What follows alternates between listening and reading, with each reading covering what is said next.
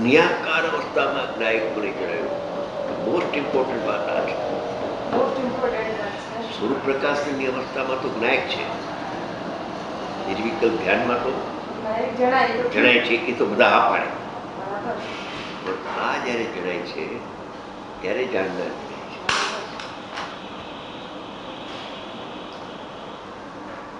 એમાં વ્યાવૃત થઈ જાય, અંદરમાં આવી જાય. નિષેધ આવી ગયો ને એ જણાતું નથી, જ્ઞાયક જણાય છે. હા,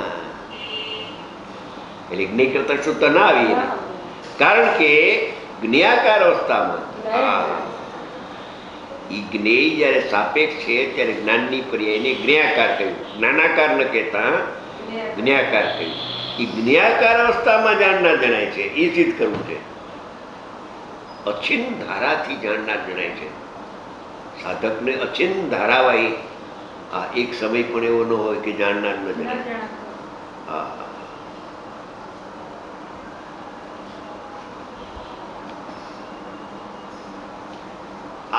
આ એક શબ્દમાં કિંમત છે. કારણ કે પછી ફર્સ્ટ ક્લાસ કોઈનો નિરોધ.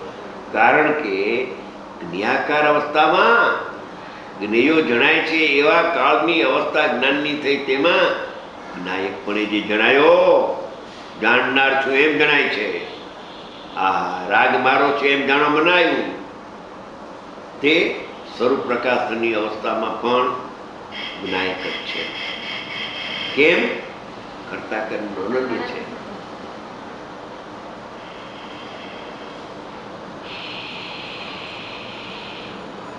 કરતા કર્મનો અનન્યપણું છે એટલે જ જાણનાર જણાય છે. કરતા અન્યને કર્મ અન્ય હોય તો જણાય નહીં. એમાંય ખૂબી છે. કરતા કર્મનું અજ્ઞાન કરતા કર્મોના જ્ઞાન વડે જાય છે, એ બરાબર જ છે. કેટલું આમાં વિરુદ્ધ છે. સંસ્કૃતમાં આ 10 લીટીમાં તો માલ ભર્યો છે.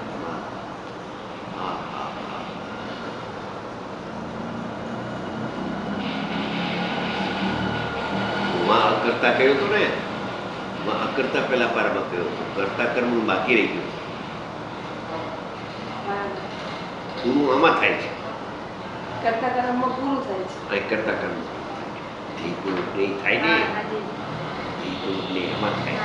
આ જ્ઞેયનો પાઠ છે, ધ્યેયનો પાઠ. અત્યારે ભગવાન કહે છે ને કે મોનો ક્ષપણ થવાનો સમર્થ થયો, પણ કરતા થયો, કરતા થયા વિના ન કામ આવે. માટે આમાં અકર્તા પ્લસ કરતા કર્મ પણ ઇઝ ઇક્વલ ટુ અનુભૂતિ. આ સોનગઢમાં કહ્યું હતું.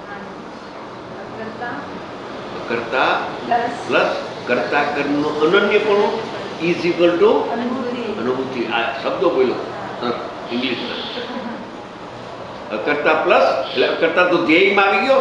હે, તો ધ્યેયનું જ્યારે ધ્યાન કર્યું, પ્લસ થયો કે નહીં, તો એ જણાયો કે નહીં, તો જાણનાર પણ જણાયો, તો જાણવા રૂપે પરિણમો કે નહીં.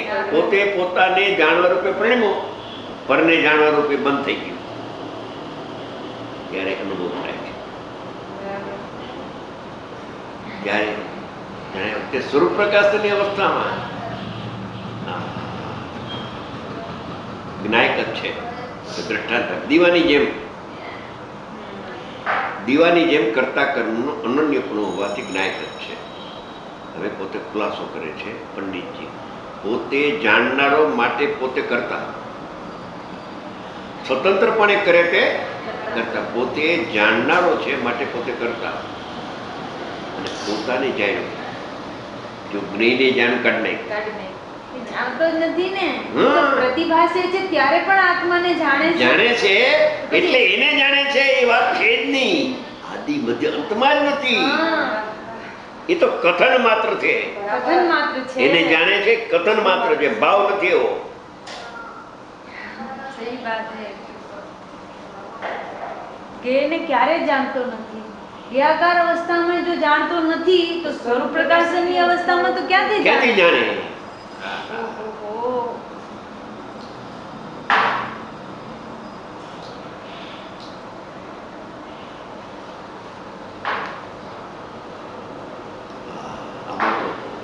સમુદ્ર પીર્યો છે. સમુદ્ર છે, કેટલી કેટલી તાકાત હોય તો કાઢી શકે. ભાવલીની સંત એના ઊંડાણના ભાવો કલમ ચલાવી તાલપત્ર પર લખીને વચનાતીતને વચનમાં લાવીને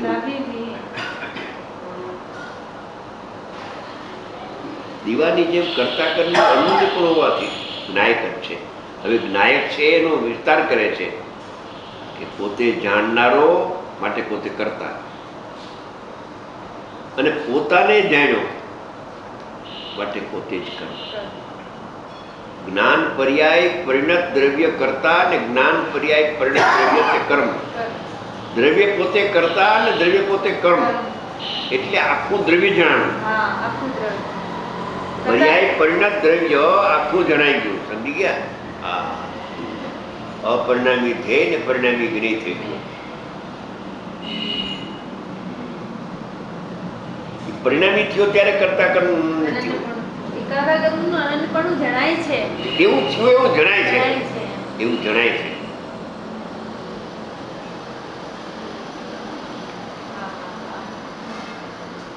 પોતે જાણનારો માટે પોતે કરતા, પોતાને જાણ્યો માટે પોતે. દેવગુરુ શાસ્ત્રી ન જાણ્યો, પર્યાયને ન જાણ્યો, સામાન્ય વિશેષ આખો આત્મા જાણ્યો. સામાન્ય વિશેષાત્મક આખો આત્મા ઉત્પાદય ધ્રુવતમ સત એ જ્ઞાનનું જ્ઞેય છે. ઉત્પાદય કર્મ નથી, ઉત્પાદય કર્મ નથી, એ ભેદ અપેક્ષા એ કર્મ છે. અભેદ અપેક્ષા એ ઉત્પાદય ધ્રુવતમ સત આખો પરિણામી દ્રવ્ય કર્તાનું કર્મ છે. જણાયો એવો જ જણાયો. એમ જણાય તે કર્મ છે. કેવો જણાયો? આખો જણાનો. સમયસાર પ્લસ પ્રવર્તન સારમાં આવી ગઈ. જ્ઞાતૃ તત્વ ને જ્ઞેય તત્વ તું એવી પ્રતીતિ સમ્યક દર્શન છે. એ આ જ્ઞેય તત્વ થઈ ગયું. જ્ઞાતૃ તત્વ ને જ્ઞેય તત્વ આ એનો અનુભવ તે સમ્યક તત્વ.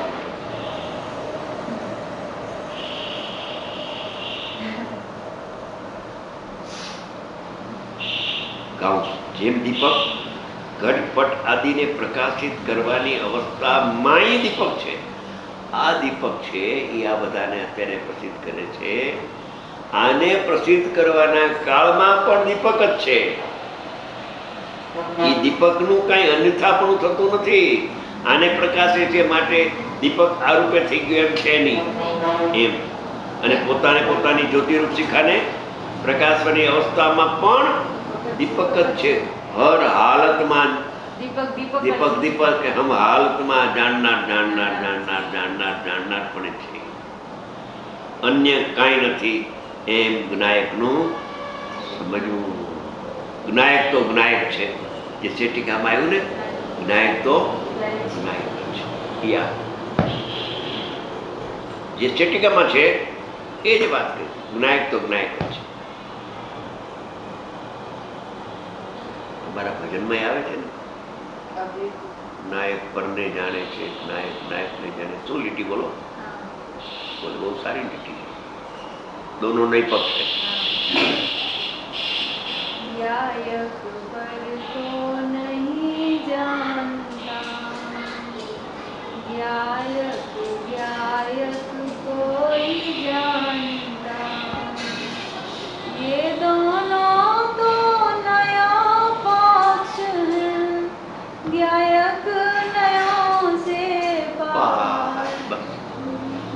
આમાં અનુભવ છે. જ્ઞાયક પરને જાણે છે એમાં અનુભવ નથી. જ્ઞાયક નાયકને જાણે છે એમાં અનુભવ નથી. વિકલ્પની જાળ સંસાર છે. નયો સે પાર એટલે વિકલ્પ સે પાર થઈ ગઈ. અનુભવ સાક્ષાત થઈ ગયો. બરાબર છે. આ બેન જયપુરમાં બોલ્યા હતા, એમાં ઘણા ખુશ થઈ ગયા. યુગલજીનું આકર્ષણ એના ઉપરથી છે. ઘણાનું આકર્ષણ.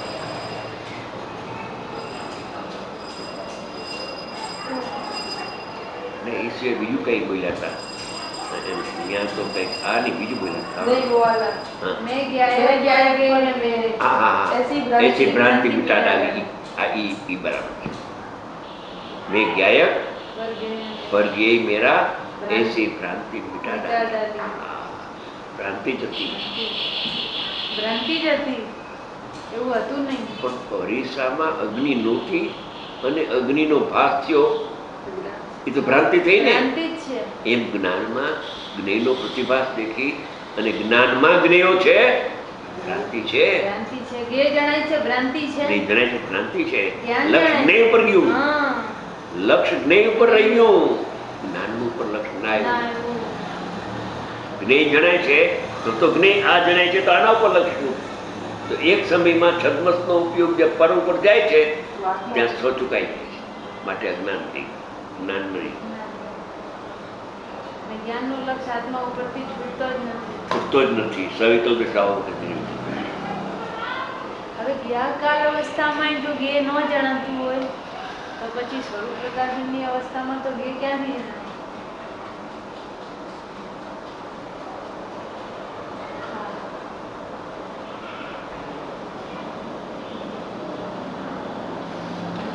અનુભવી સિવાય આ લખી શકાય, અને અનુભવી સિવાય આ સમજી શકાય. સમજી શકાય. બિલકુલ સહી વાત.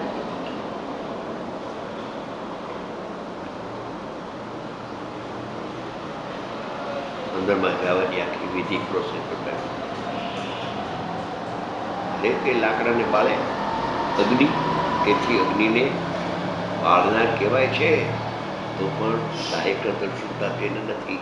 કેમ કે અગ્નિ લાકડાને બાળે છે એ ઉપચારનું કથન, અસત્યાત કથન છે. હા, એમ છે ને. લાકડાને અગ્નિ બળતી નથી તો બાળે ક્યાંથી? ત્યારે લાકડું ઉષ્ણ રૂપે, અગ્નિ રૂપે, જ્વાળા રૂપે કેમ થયું? કે એની પર્યાયથી એનું નિમિત્તપણું પણ નથી. હા, અગ્નિનું નિમિત્ત પણ નથી. અગ્નિ છે તો લાકડું બળે છે એમ છે નહીં. લાકડાની પર્યાયની તત્સમની યોગ્યતા ઉષ્ણ રૂપે થવાની, શીતનો વ્યય અને ઉષ્ણનો ઉત્પાદન અન્વય રૂપે લાકડાના પરમાણુ અન્વય રૂપે એમાં રહેલા છે.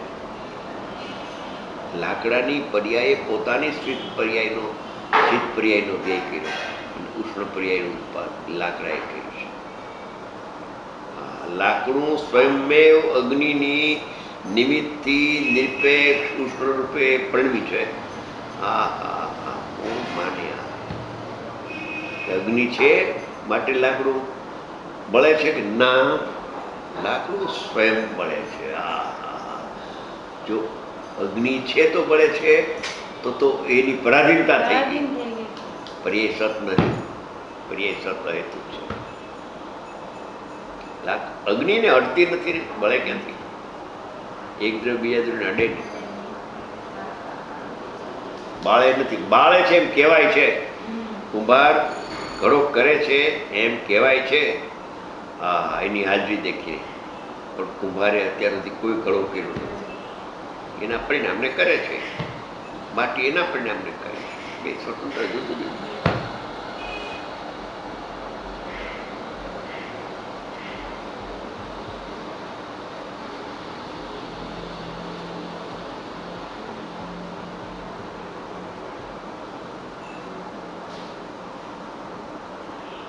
બે જ પ્રકારના વ્યવહાર છે, અસદબુદ્ધ ને સદબુદ્ધ.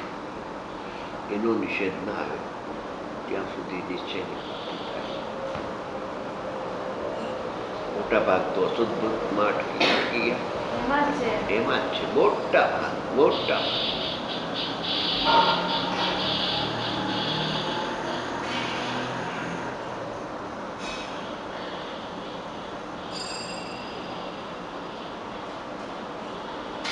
તો સમજાવવા માટે કહ્યું. અગ્નિનું સ્વરૂપ સમજતો નહોતો, માટે લાકડાને બાળે તે અગ્નિ સમજાયું છે. તો લાકડું ગરી ગયું એને, લાકડાને બાળે તે. એમ નાયક જાણનાર કોને કહેવો? કે જ્ઞેયોને જાણે એને જાણનાર કહેવામાં આવે. લાકડું ગરી સમજાયું તો નિમિત્તથી તો આને સમજાયું હતું, પણ ઉપાદાનની સ્વશક્તિ નથી સમજતો, એને નિમિત્ત સાપેક્ષથી સમજાવવાનો પ્રયોગ કર્યો. નિમિત્ત સાપેક્ષ માની લીધું, એ તો વિપરીત થઈ ગયો. વિપરીત થઈ ગયો. જ્ઞાન પરાધીન થઈ ગયું, નૈતિક જ્ઞાન માન્યું એને. એટલે જ્ઞેની સન્મુખ જ રહીએ ને. જ્ઞાનની સિદ્ધિ તો એને જ્ઞેયથી કરી, જ્ઞાનની સિદ્ધિ જ્ઞેયથી કરી કે જ્ઞેયને જાણે તો જ્ઞાન. એટલે વ્યાવર્ત થાય ને અહીંયા જ અટકો રહી, આને જાણો આને જાણો. જ્ઞાનની સિદ્ધિ તો કરવી જ છે એને. માની એમ કે જ્ઞેયને જાણે માટે જ્ઞાન, એટલે એની સન્મુખતા છૂટે જ નહીં. ક્યાંથી છૂટે?